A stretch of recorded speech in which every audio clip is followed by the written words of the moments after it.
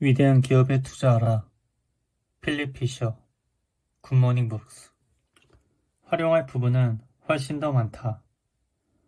그렇다고 해서 15가지 포인트와 사실수식 부분만이 이 책 위대한 기업에 투자하라에서 읽을 만한 대목이라는 말은 아니다.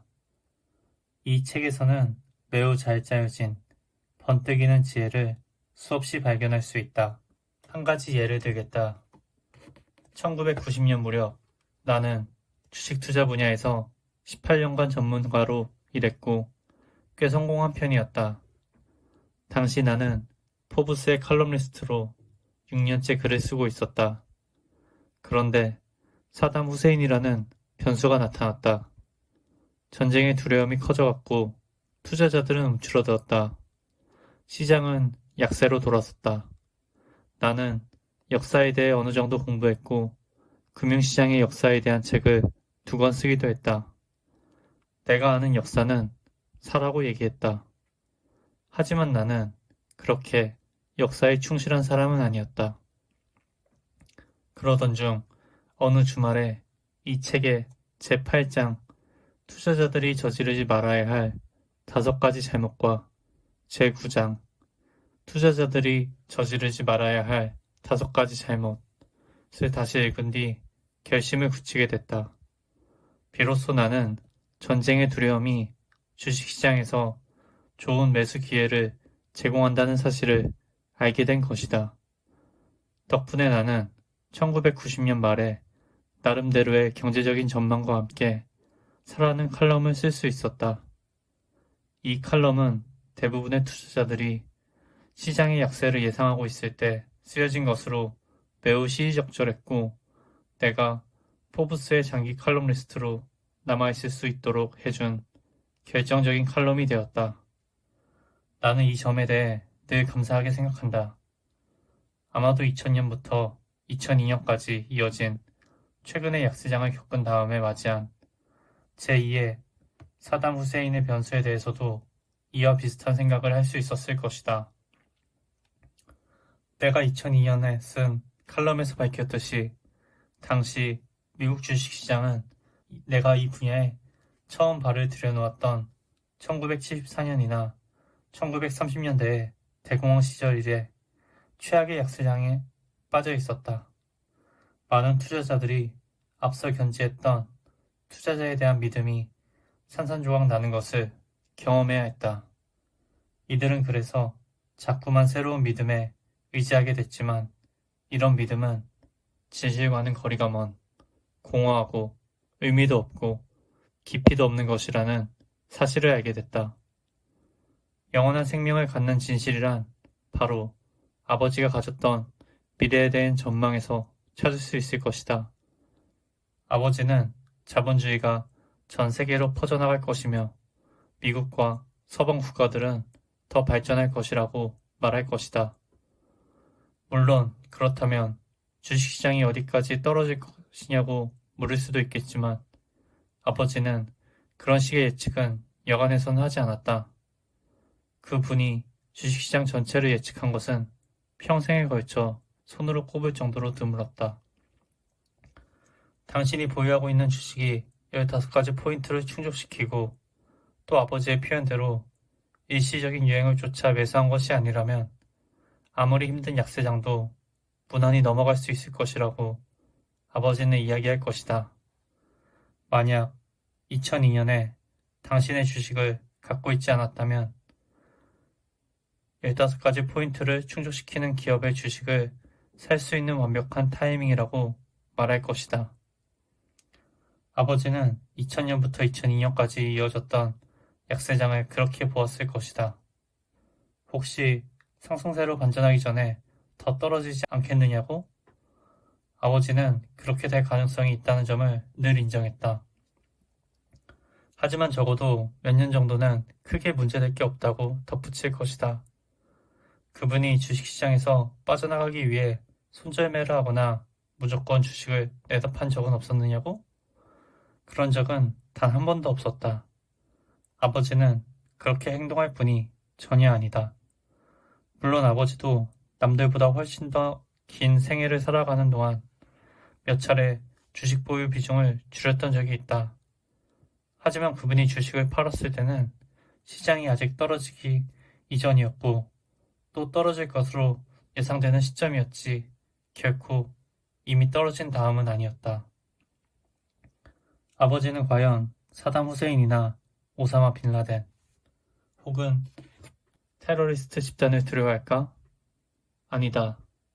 그렇다면 전쟁은 두려워할까? 이 책을 읽어보면 그렇지 않다는 그분의 대답을 들을 수 있을 것이다. 미국을 전쟁으로 내몰고 있는 조지 부시 대통령에 대해서는 좋게 생각할까?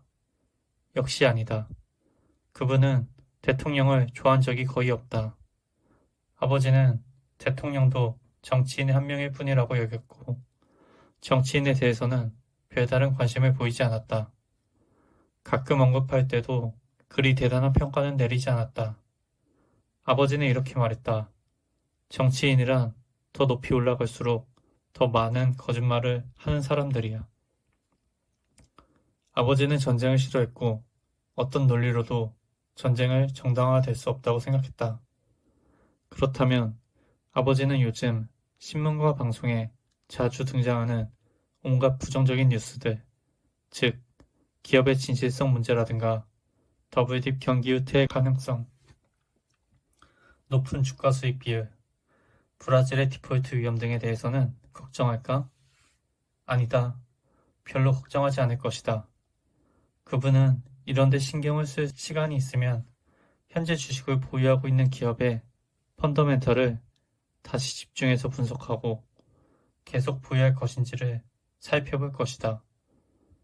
보유하고 있는 종목 가운데 수익률이 가장 떨어지는 종목을 지켜보다가 혹시 이 주식을 대체할 만한 다른 좋은 주식이 없는지 찾아볼지도 모른다.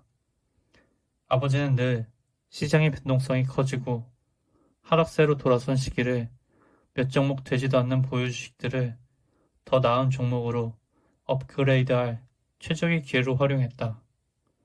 많은 사람들이 주식시장 전체의 흐름에 대해 초조해할수록 아버지는 현재 보유하고 있거나 아직 보유하지 않고 있는 종목들에 대해 더 많이 고민했다. 아버지는 언젠가 주식시장의 타이밍과 업종 분석 등에 대해 어떻게 생각하는지를 묻는 질문을 받은 적이 있다.